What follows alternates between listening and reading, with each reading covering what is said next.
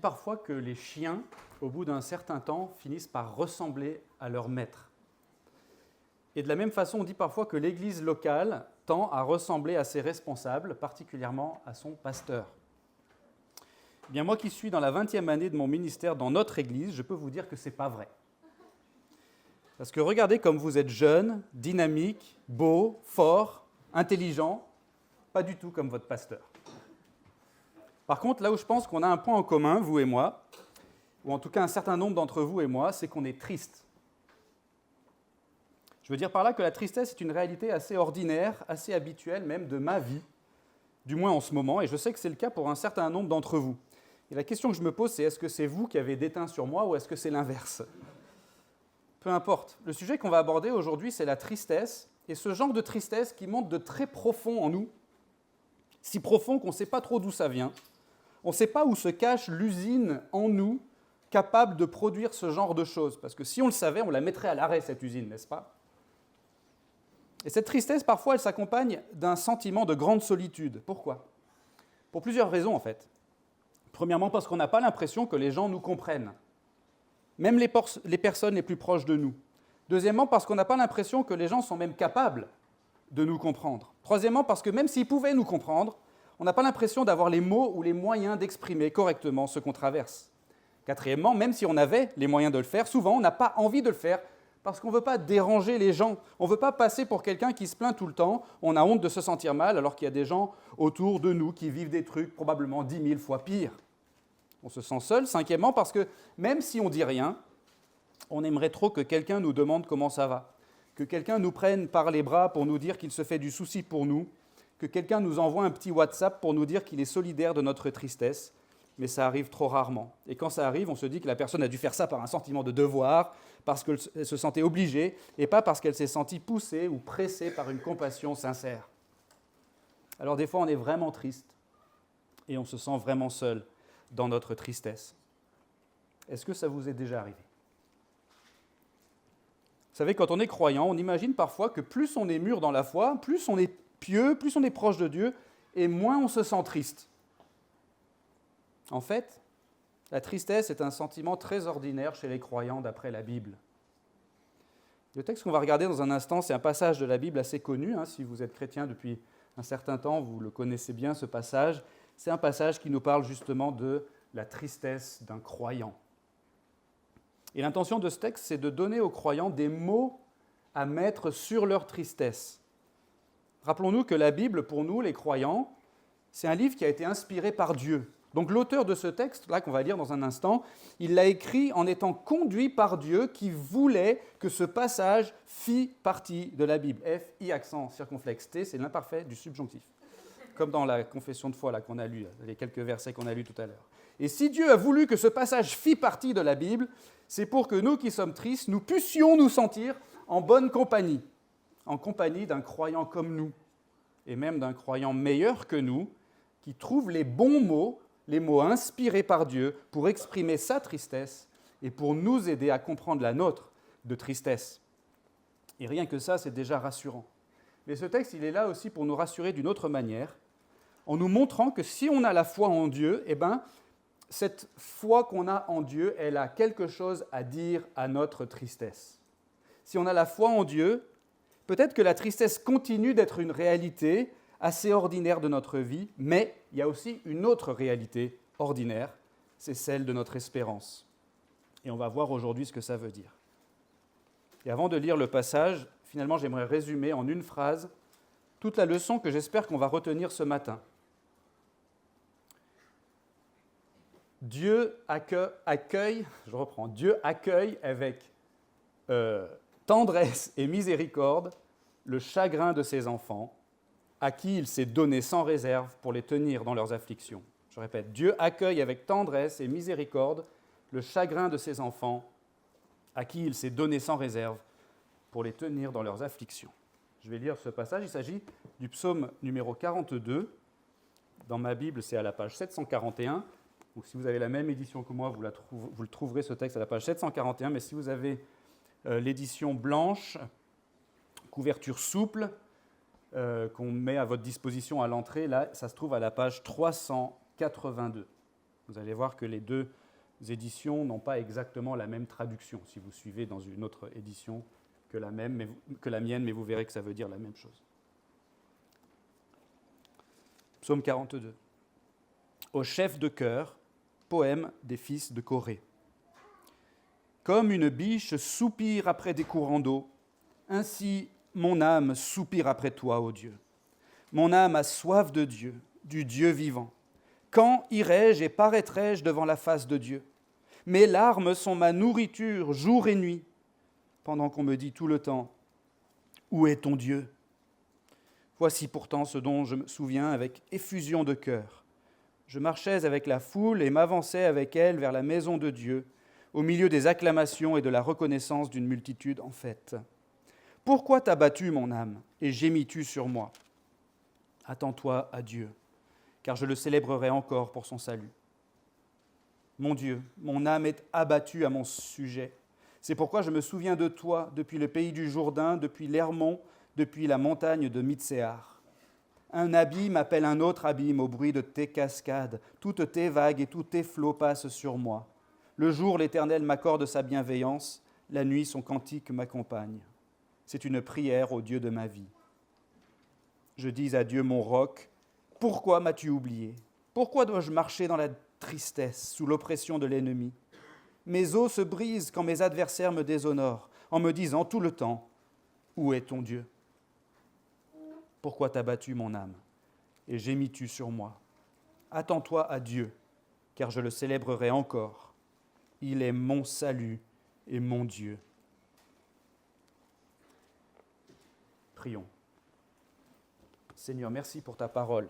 Nous reconnaissons qu'elle est la vérité. Nous prions maintenant que tu nous sanctifies par le moyen de ce texte, en particulier sous l'effet de ton Saint-Esprit œuvrant avec puissance en nous. Et nous le demandons au nom de ton Fils Jésus. Amen.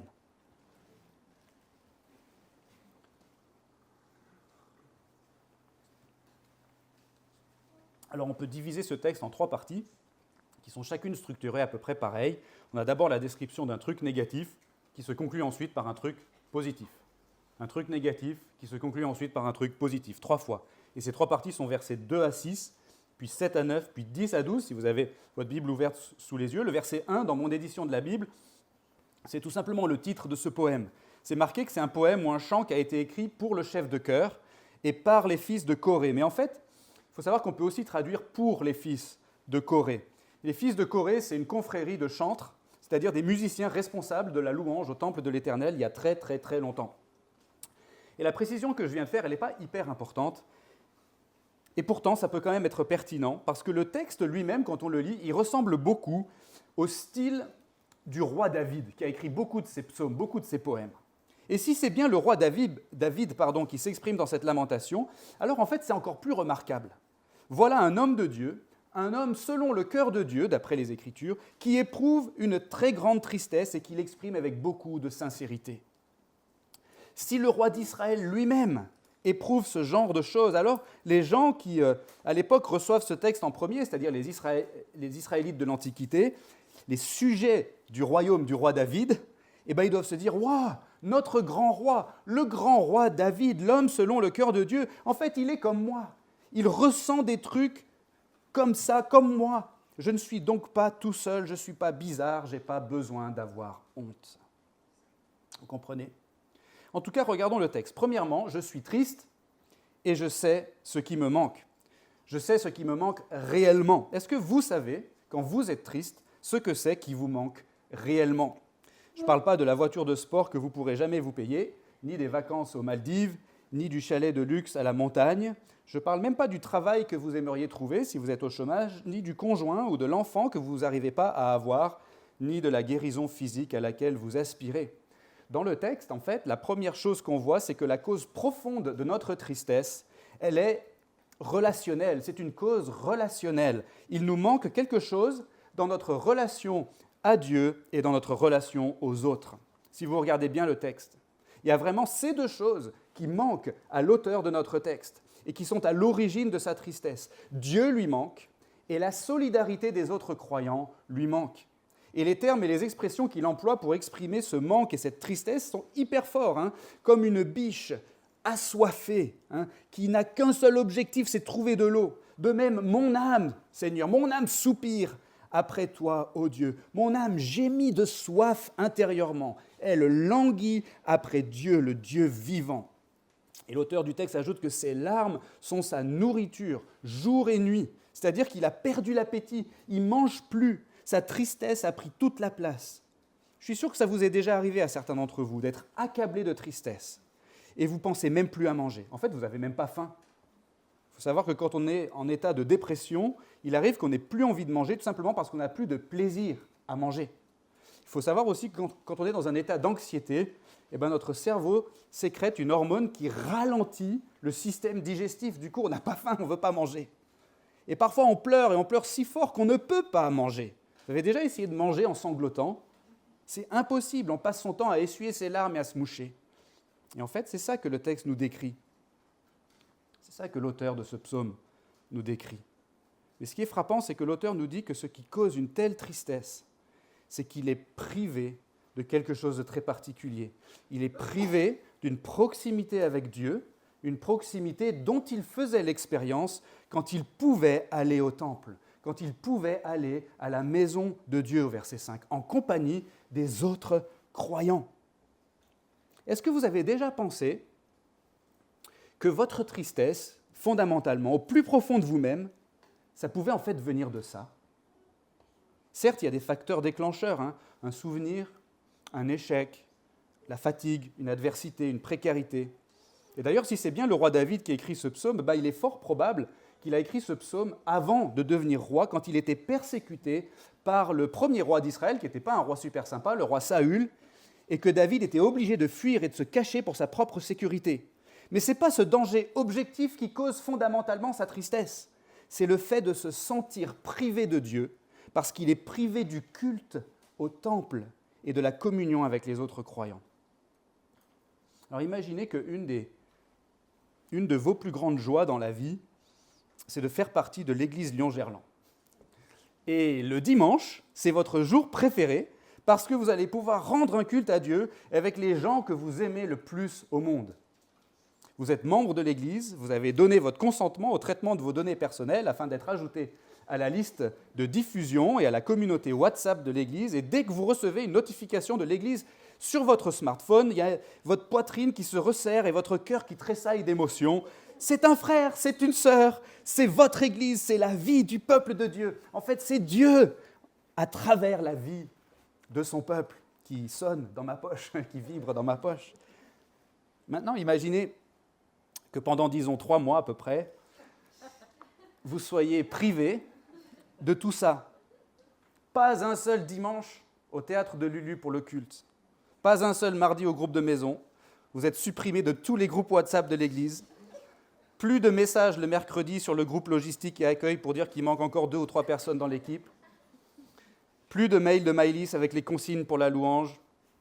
Plus de petites annonces de Colin Cachard sur le groupe de recherche d'un local. Ça, c'est la tristesse du roi David dans notre passage. Parce que pour lui, sa relation avec Dieu est inséparable de sa relation avec les autres croyants. Il a soif de Dieu parce qu'il ne peut pas aller à l'église.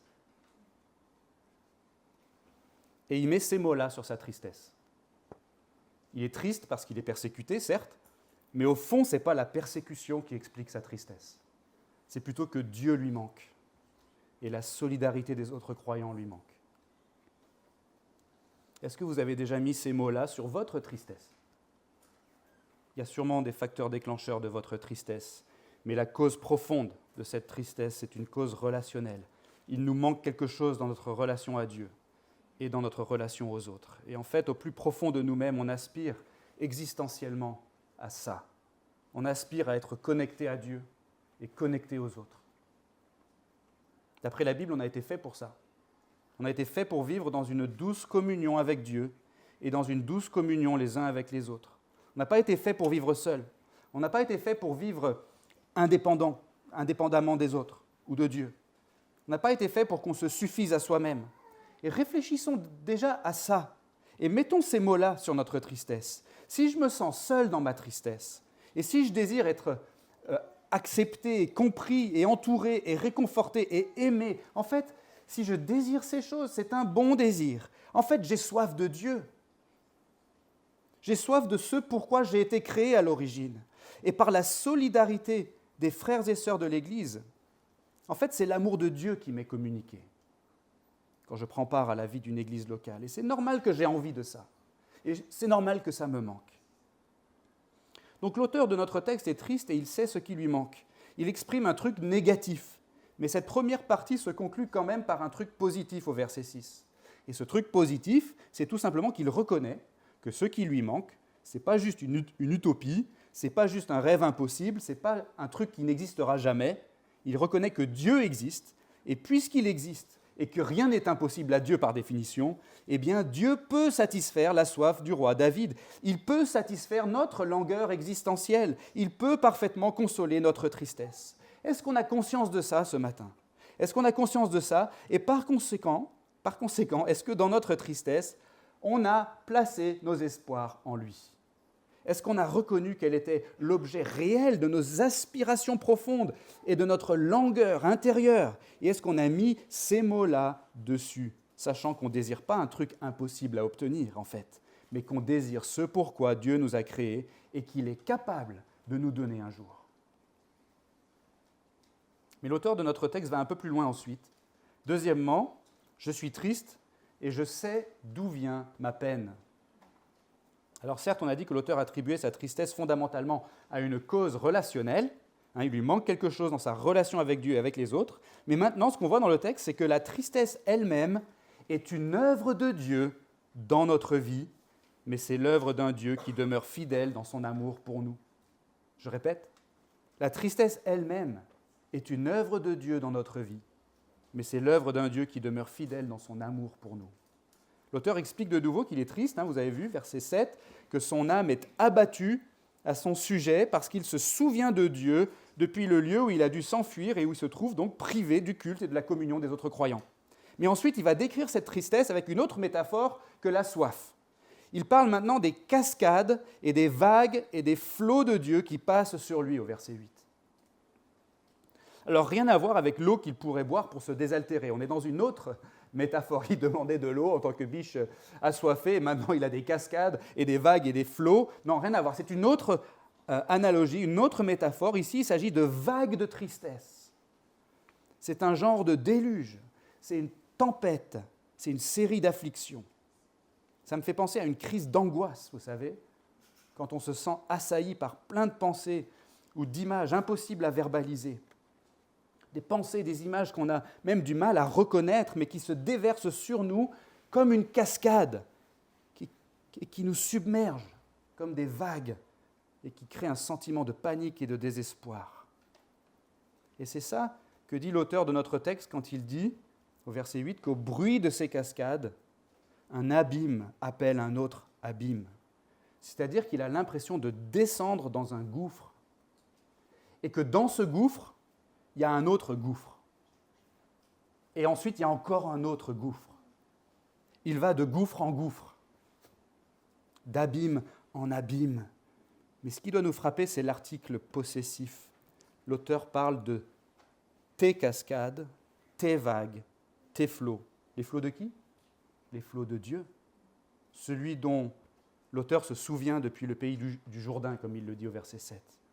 C'est frappant parce que le texte attribue à Dieu la paternité des vagues d'affliction et de tristesse qui submergent l'auteur. C'est Dieu qui en est l'auteur. Des vagues qui submergent l'auteur, l'autre auteur. Et donc notre poète ici confesse que Dieu est absolument souverain. Et c'est logique puisqu'il est Dieu. Mais puisqu'il est Dieu, même la tristesse est subordonnée à sa volonté. Certes, vous voyez, d'un côté, l'auteur est triste parce qu'il est persécuté, probablement persécuté par le roi Saül. Et certes, fondamentalement, il est triste parce qu'il est privé de la communion avec Dieu et de la communion avec les autres croyants. Mais en bout de chaîne, c'est Dieu qui lui envoie cette tristesse. C'est Dieu qui fait monter cette tristesse en lui, de quelque part de très profond en lui, et qui l'entraîne en fait d'abîme en abîme. Vous savez, ça, c'est quelque chose que j'ai intégré il n'y a pas si longtemps dans ma vie personnelle en tant que chrétien. le fait que notre capacité à être triste, c'est Dieu qui nous l'a donnée. Et puisque Dieu est souverain, c'est toujours lui, en fin de compte, qui actionne notre capacité à être triste. Et en fait, la tristesse en elle-même n'est pas une mauvaise chose dans le contexte qui est le nôtre ici-bas. La tristesse nous indique qu'il y a quelque chose qui ne va pas. Et c'est vrai qu'il y a quelque chose qui ne va pas. Et si on n'en était pas triste de cette chose qui ne va pas, ça voudrait dire qu'on ne serait pas très bien connecté à la réalité. Et ça, c'est le problème des gens qui n'ont pas d'émotion, en fait. Mais bien aimé, Jésus lui-même a été triste et angoissé. Il est même dit dans le Nouveau Testament que le Saint-Esprit lui-même est capable d'être attristé. Ça veut bien dire que la tristesse en elle-même n'est pas moralement mauvaise. Et franchement, si vous êtes triste aujourd'hui, qu'est-ce que ça changerait de vous dire que cette tristesse vous a été donnée par Dieu ? Cette tristesse, c'est une capacité merveilleuse que Dieu nous a donnée de déplorer les mêmes choses que lui. C'est une capacité merveilleuse qu'on a de nous accorder avec le cœur de Dieu. Lui aussi déplore ce qui nous manque dans notre relation avec lui et dans notre relation avec les autres. Lui aussi déplore les dysfonctionnements de ce monde et les défaillances de notre condition humaine. Lui aussi déplore l'existence du mal présent autour de nous et à l'intérieur de nous et qui cause tant de dégâts et tant de souffrances. Ne vous en voulez pas d'être triste. Ne vous en voulez pas d'être triste.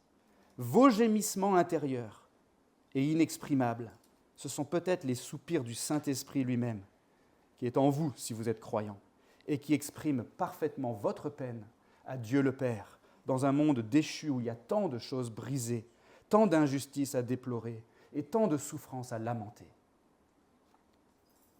La tristesse elle-même est une œuvre de Dieu dans notre vie, mais c'est l'œuvre d'un Dieu qui demeure fidèle dans son amour pour nous. Et c'est comme ça que l'auteur, dans cette deuxième partie, il dit un truc négatif, mais conclut par un truc positif. Il se rappelle que Dieu n'est pas seulement souverain dans la tristesse que lui, l'auteur de ce psaume, est en train d'éprouver, mais il se rappelle aussi que Dieu, en même temps, continue d'avoir tous ses autres attributs. Il est souverain, certes, mais il est aussi omniprésent. Il est présent partout, même dans sa tristesse. Et il est aussi bon. Même si Dieu actionne la tristesse dans notre vie, il n'arrête pas pour autant d'agir par bienveillance, parce qu'il agit toujours par bienveillance. Il est bon par nature. Et il est aussi fidèle. Dieu n'abandonne jamais les gens auxquels il s'est attaché. Et pour toutes ces raisons, l'auteur du texte déclare qu'il a une certaine assurance. Au verset 9, alors les verbes sont parfois traduits au passé, parfois au présent, parfois au futur. Ça va dépendre un petit peu des choix du traducteur ou des choix de l'éditeur de votre Bible. Le jour, l'Éternel m'accorde ou m'accordait ou m'accordera sa bienveillance. La nuit, son cantique m'accompagne, m'accompagnait ou m'accompagnera. Ce sera ou c'est ou c'était une prière au Dieu de ma vie. Moi, je pense que le futur est la meilleure option pour traduire ce verset. Et un des arguments, c'est que c'est aussi l'avis de Jean Calvin. Mais quoi qu'il en soit, ce qui est intéressant, c'est de noter cette expression, le Dieu de ma vie. Quel que soit le temps du verbe, l'auteur exprime une incroyable assurance, c'est que sa vie est gouvernée par Dieu. Quelles que soient les circonstances qu'il traverse, et en l'occurrence, c'est des circonstances difficiles, eh bien Dieu est le Dieu de sa vie. Et en fait, il y a une progression depuis le début du psaume. Au début, l'auteur a dit qu'il voulait s'attendre à Dieu pour son salut, et maintenant il dit qu'il connaît bien ce Dieu, qui est le Dieu de sa vie. Et il rappelle que ce Dieu est bienveillant et fidèle. C'est comme s'il y avait un dialogue qui était enclenché depuis le début de ce psaume entre des trucs négatifs et des trucs positifs.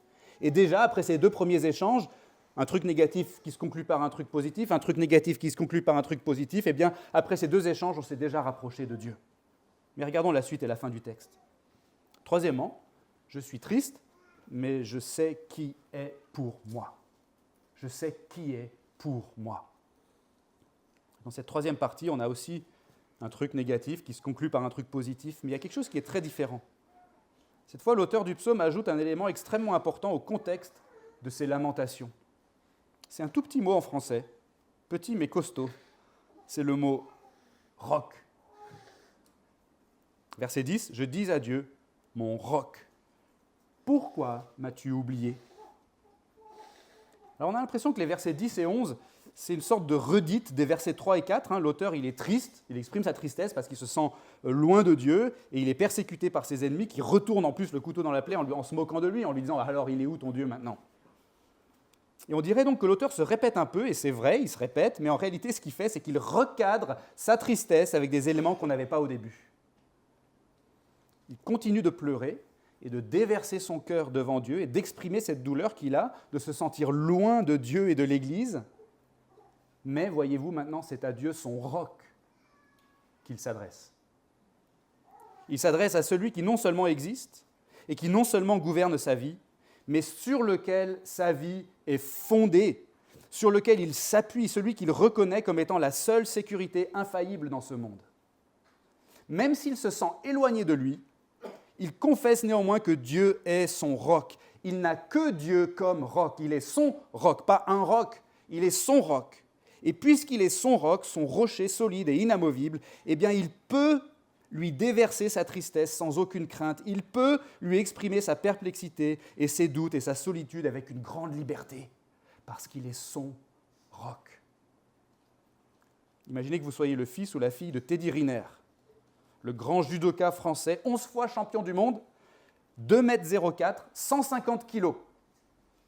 Imaginez que votre papa Teddy, qui existe et qui est souverain dans votre vie, prend une décision que vous ne comprenez pas et qui vous donne l'impression qu'il vous délaisse ou qu'il se désintéresse de vous. Vous pourriez vous sentir perplexe et même blessé, et ça pourrait vous inciter à protester et à dire « Mais papa, pourquoi m'as-tu oublié ? Pourquoi dois-je marcher dans la tristesse ?» Et si vous avez entre 4 et 6 ans environ, ou peut-être même 7, 8, 9, peut-être même jusqu'à 15 ans, peut-être, que vous seriez tenté de saisir votre papa pour le secouer et puis lui faire une prise de judo. Le truc, c'est que votre papa, Teddy Riner, ça ne le fera pas bouger, ça. Ça ne pourra pas le faire bouger. Il est capable, votre papa, de recevoir toutes vos protestations et toute votre tristesse et toute votre indignation. Vous pouvez l'attraper par la manche ou par le col et tirer de toutes vos forces, il ne bougera pas. Mais il sera là. Et il continuera d'être votre papa qui vous aime. De la même façon, mes bien-aimés, Dieu est capable de recevoir toutes nos protestations et toute notre tristesse et toute notre indignation. On peut lui dire « Pourquoi m'as-tu oublié ?» Et il ne sera pas vexé. Il est un roc. Et il est notre roc si on est croyant. Et pour cette raison, on peut déverser sur lui, si j'ose dire, tout notre chagrin, toute notre douleur et toute notre perplexité. Il a les reins solides. Il a les épaules solides, il peut le supporter, il est Dieu. Et ça doit nous libérer dans l'expression de notre peine à Dieu. Mais regardez surtout comment le psaume se termine. Verset 12 répète le verset 6 qu'on a vu dans la première partie, mais avec un petit changement qui est extrêmement significatif. Verset 6, l'auteur avait dit « Attends-toi à Dieu, mon âme, car je le célébrerai encore pour son salut. » Mais maintenant, en conclusion de ce psaume, il dit « Attends-toi à Dieu, mon âme, car je le célébrerai encore. Il est mon salut et mon Dieu. »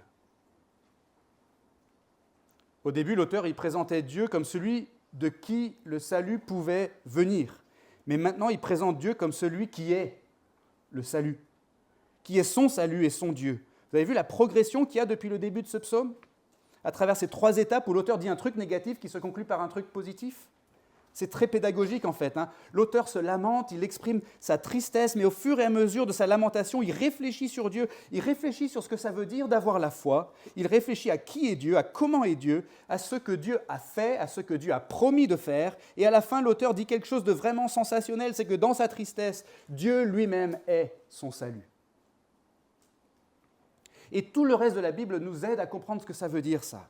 Le reste de la Bible nous explique que si les choses ne vont pas bien dans notre vie, et c'est le cas pour tout le monde, eh bien c'est parce que fondamentalement, on a perdu justement notre connexion avec Dieu qui nous a créés. Et ça, c'est la racine de toute tristesse dans notre vie. Dieu, il avait créé les humains pour qu'on vive dans l'intimité avec lui et avec les autres humains, mais on a perdu ça parce qu'on a voulu vivre indépendamment de Dieu. Et ça, c'est vraiment l'explication qu'on a dans la Bible, en fin de compte, de tout ce qui va mal dans le monde. Mais la Bible nous dit aussi que Dieu n'a pas voulu simplement abandonner les humains. Il a voulu racheter les humains et réparer ce qui était abîmé. Parce que Dieu est bon, parce qu'il est miséricordieux, parce qu'il aime sa création. Et le truc, c'est que pour faire ça, pour racheter les humains, voyez-vous, il y avait un prix à payer. Et c'est Dieu seul qui pouvait le payer, ce prix. Aucun être humain n'était capable de le payer, parce que nous tous, les humains, on était infectés par le mal qui était entré dans le monde. Du coup, Dieu, qu'est-ce qu'il a fait? Il s'est approché lui-même des humains. Il a pris la nature et la condition d'un homme en Jésus-Christ.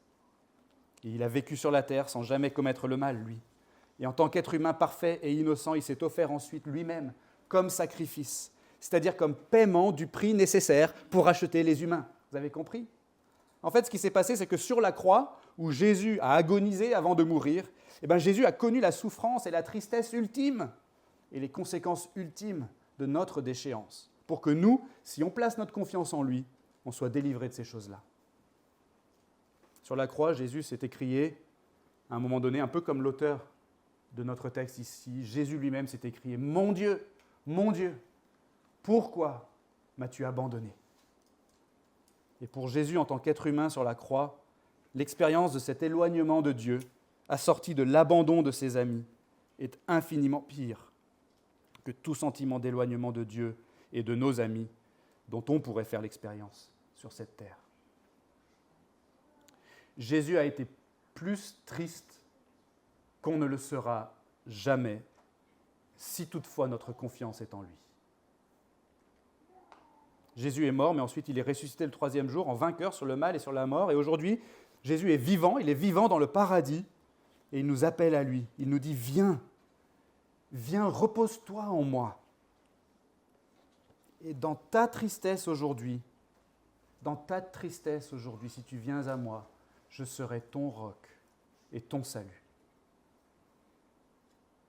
Mes amis, si notre foi est en Dieu, comme l'était la foi de l'auteur de notre texte, certes, on va continuer de connaître la tristesse ici-bas, parce que la tristesse, c'est l'indicateur qu'il y a des choses qui ne vont pas dans ce monde, et notre tristesse s'accorde avec le cœur de Dieu. Mais si je suis triste, je sais qui est pour moi. Je sais qui est pour moi. Dieu, mon roc, est pour moi. Il est mon Dieu et il ne change pas. Rien ne pourra jamais le vaincre. Personne ne pourra jamais faire un hippon à Dieu. Il a vaincu la puissance du mal. Et il prépare un monde où toute larme sera essuyée de nos yeux et où la tristesse ne sera plus et où on pourra vivre bientôt, enfin et pour toujours, dans la communion parfaite avec Dieu et les uns avec les autres. Cette pure symbiose de plaisir nous comblera. Nous la dirons grandiose. Elle nous enchantera. Nous qui, inscrits dans le livre, consommerons notre amour, enfin libres de le vivre, pour toujours, oui, pour toujours. Alors pour conclure rapidement, des fois on est triste et on peut se sentir vraiment seul dans notre tristesse, mais le texte qu'on a regardé ensemble nous a aidé à mettre des mots sur notre tristesse. On est triste parce que fondamentalement, il nous manque quelque chose dans notre relation avec Dieu et dans notre relation avec les autres. On est triste et on peut savoir que cette tristesse, en fait, elle n'est pas forcément notre ennemi. Elle est actionnée par Dieu dans notre vie pour nous faire déplorer ce qui ne va pas. On vit dans un monde abîmé et on est nous-mêmes des êtres abîmés. Et Dieu lui-même est triste de cette situation, pourrait-on dire. Il est triste avec nous, pourrait-on dire. C'est pourquoi il s'est approché de nous par Jésus-Christ pour nous délivrer.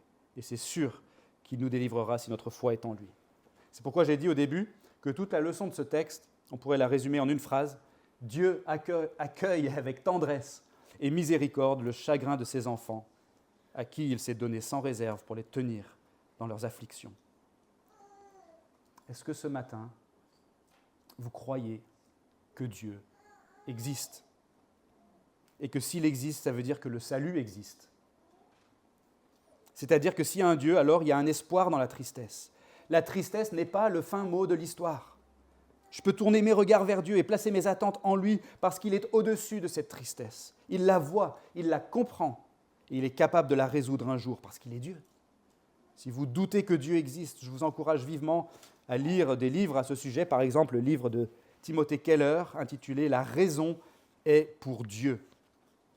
Mais si vous croyez que Dieu existe, est-ce que vous savez comment il est, ce Dieu ?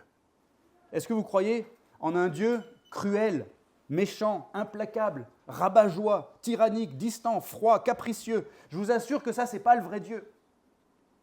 Si vous voulez savoir comment il est, le vrai Dieu, je vous invite à lire la Bible, à la lire attentivement.